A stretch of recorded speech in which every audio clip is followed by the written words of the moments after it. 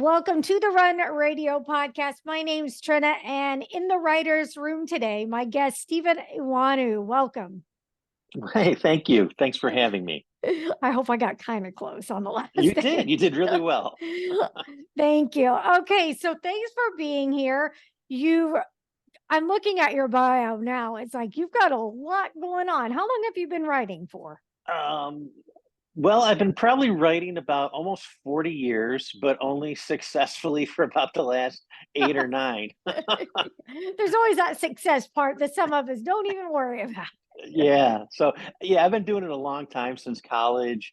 But a lot of rejections over the years. But like I said, about 2015 or so, I got my first book published, a short story collection called Muscle Cars. And, other books have been following pretty regularly now. Neat. What was it like when you started? Was it more just to entertain yourself or was it therapeutic? Why did you begin writing in the first place? In when I was in high school, maybe like senior year, it was right about the time John Irving released his novel, The Hotel New Hampshire. Mhm. And I used to subscribe to Rolling Stone, like all the cool kids back in the day.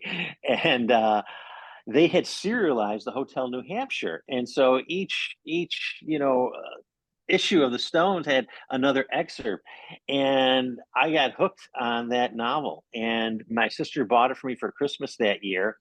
And when I finished reading it, I just thought, I want to write a book like this. Oh, I want to cool. write a book that makes you laugh out loud till you realize it's sad and has that spin to it. And ever since then, I've been trying my best. What was it like for you to start doing that? Because I can only imagine. I always think for me, it's usually something either kid related or nonfiction. But when you start to add all these characters and storyline in, what were you overwhelmed or did you have a pretty good grasp on it going in? Oh no.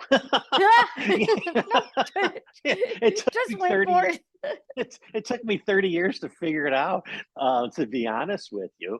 Yeah. I went and had got my master's and in creative writing from Miami University, and I was trying to write on my own, mostly writing in seclusion. I didn't have like a support network to share work with, which looking back now was a huge detriment to my development. It wasn't until I went back and got my MFA from the Queen's University of Charlotte where I started getting this network of support around me, and for whatever reason, things started clicking, and the concept of story took hold, and I understood it. And after that, that was really the turning point for me. But it took me a long time. I don't think I ever was intimidated. I think I was too young and dumb to be intimidated. I just jumped right in, but it took me a while to figure it out and get my feet under me.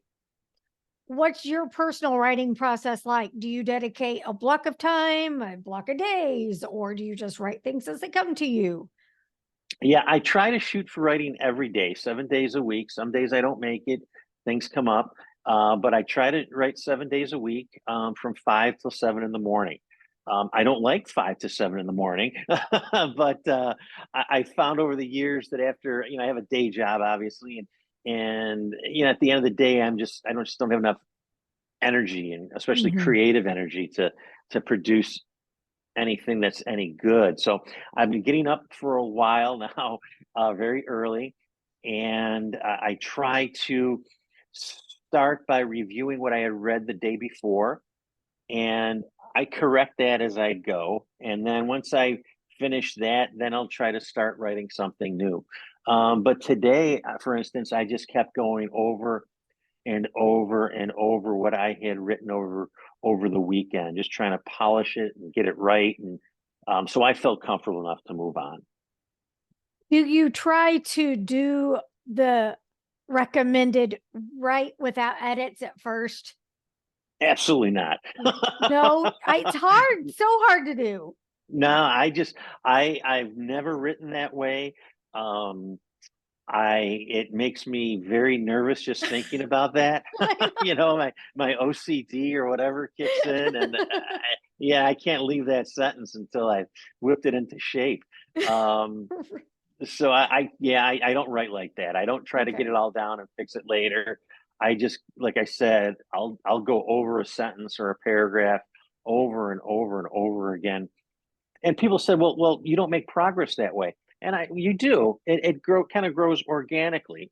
And some days, there's more words that are produced than others, and then I'll go back and polish them. But over time, it does expand. So I'm a firm believer, shooting to write every day, 365 days a week. And I had a professor, Ray Fetterman, at the University of Buffalo when I was an undergrad, and he said, Steve, just write a page every day, and at the end of the year, you got a novel. And he made it sound so simple. Oh, right. But that's what I still shoot for. I still try to shoot for a page. That's great. Now let's talk a little bit about the publishing world for you, the whole, what you thought about doing, what you ended up doing, what you aspire to do when it comes to publishing. Yeah, so I've always wanted to be, well, back when I started out, there wasn't really any other alternatives, I don't think, than the traditional route. That came later. So I've always been, my goal had always been to be traditionally published. Um, and I stuck to that. Even during those 30 years of rejection, I never considered self-publishing or hybrid publishing. Not that there's anything wrong with that, but my goal had always been the more traditional route. And with Muscle Cars, my short story collection, that kind of opened the door for me when that was published by SFWP out of Maryland. And since then, I've just been writing, and they're publishing the novel that comes out in October, as well as the novel that's coming out in 2025. Okay, tell me about those novels coming out. So Yesteryear, it comes out October 3rd, and it's loosely based on the life of Franz Stryker. And not a lot of people know Fran's name, but they all recognize his work. He's the man who created the Lone Ranger, the Green Hornet, Sergeant Preston, the Yukon. And unfortunately, Fran sold the rights to the Lone Ranger for $10 before the Ranger exploded. But he had good reasons. He wasn't a bad businessman or anything like that. The Lone Ranger, and it's actually the 90th anniversary of the Lone Ranger's radio debut. And Fran was a radio script writer here in Buffalo, New York. And this is during the Depression, 1932. And not only did he have a young family to support, all he had about a dozen extended family members who had lost everything during the stock market crash, and he was supporting them financially. And so when WXYZ, a radio station out of Detroit, they asked Fran to write a Western series, and he came up with The Lone Ranger. And about a year after it had premiered, um, George W. Trendle, the owner of that radio station, knew of Fran's financial situation and said, "Hey, I got this great offer. Come to Detroit. I'll give up your freelancing. I'll give you a steady job, more money than you ever made. You can work full time, but the condition is you have to sell the rights to the Ranger for $10." So Fran thought, I have job security. I can support all this family, or I can roll the dice and see if the Ranger explodes. So he took the safe bet and supported his family throughout the Depression, got everybody through, but it cost him. It cost him millions of dollars, and also really the recognition, because in the 1940s, George W. Trendle, who bought the Ranger rights, started claiming in interviews and in articles that he created the Lone Ranger, and there was even a story that Stryker didn't become involved until after the Lone Ranger had premiered on radio.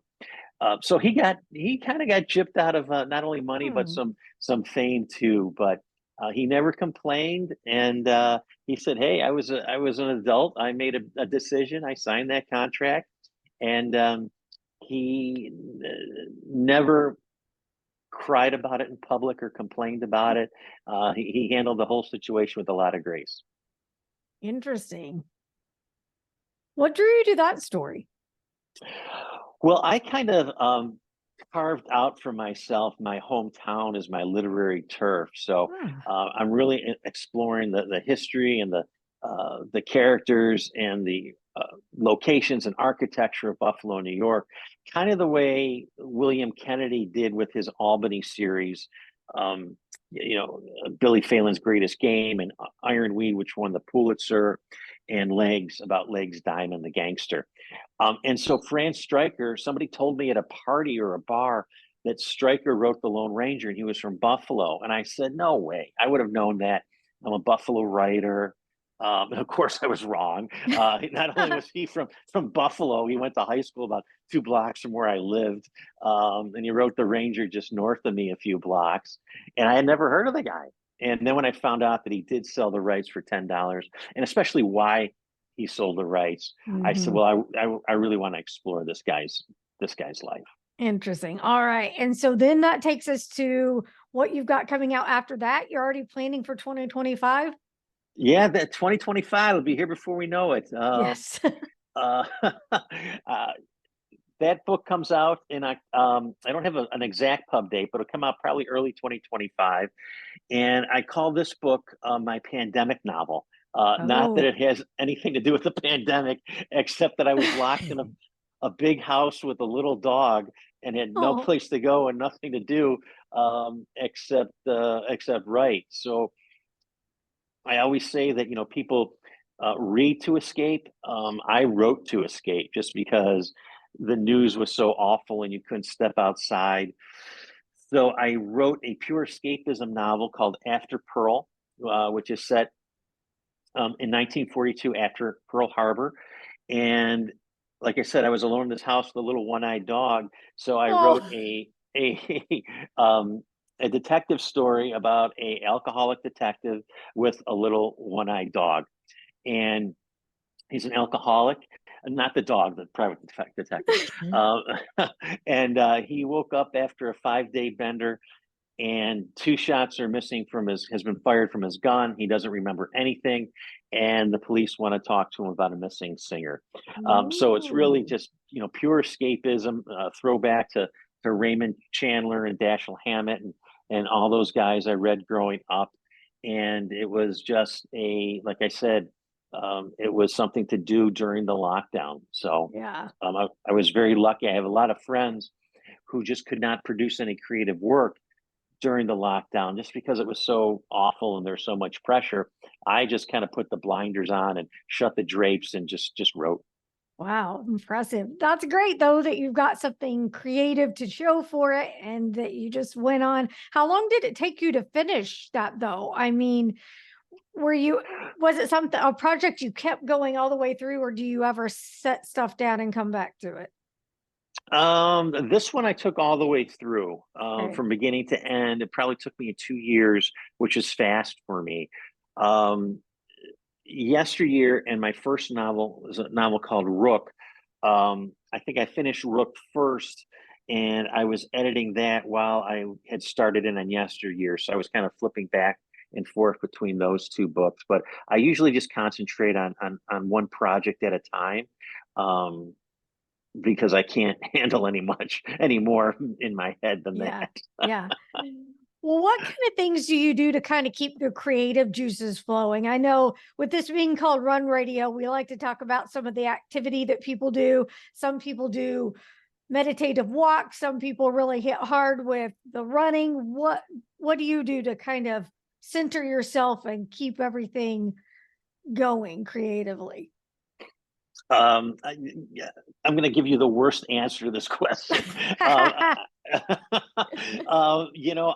a much more, I take a very workmanlike approach to it. I view writing as my job. So I just set the alarm for 4:45 and get up and just start right in. I don't burn candles. I don't meditate. I don't. I I haven't run since high school. Since it was a Yeah, punishment. yeah. So yeah, I really don't do any of the activities to keep me stimulated. Really is falling into that repetition of writing every day and getting into the flow of the work. That really inspires me and keeps me going more than anything else. And then I for a long, long time when I was a young writer, I couldn't read anything else when I was writing. I couldn't read another novel, for instance. Now I can, and that inspires me too, especially if it's really a really good, well written novel. Think, oh, look at that guy, or look at that one. Look at what they did with that. Um, Let me try that, or I can, or if I read something that's I think isn't maybe as good, I think, well, I can do better than that person. So that kind of stimulates me as well. And I love the old movies, and I watch those a lot at night. And it's something about all that old hard-boiled dialogue from all those noir films that also really keep me going too. But it's really just the pattern of work. Do you think you'll ever get to the point, or do you even want to, where you're writing full time, or will that always be Uh, something that you keep in the background? that's been the dream. Yeah. Yeah, Yeah. I haven't got there yet, but Yes. um, now I'm getting older and thinking about retirement from the job that pays money. Yeah. It could actually become a possibility relatively quickly. Within the next 5 years. So yeah, that's always my goal. I think about that all the time, to be Hmm. honest with you. Um, yeah, I could easily see me doing that. Give some wise words though to people that are in your position where they're doing the job that pays while the passion projects are right now in the background. I think it's important for people to know to keep driving after the dream, even though you've got the daytime job. Yeah, the best advice that I ever heard was from Fred Lebron, who's a fine novelist and head of the creative writing program at the NFA program at Queen's University of Charlotte. And he told the class one day, writing is a game of attrition, don't attrit. And I love that. So that's the first advice, that just don't give up. I mean, took me decades to get here, but I eventually got here.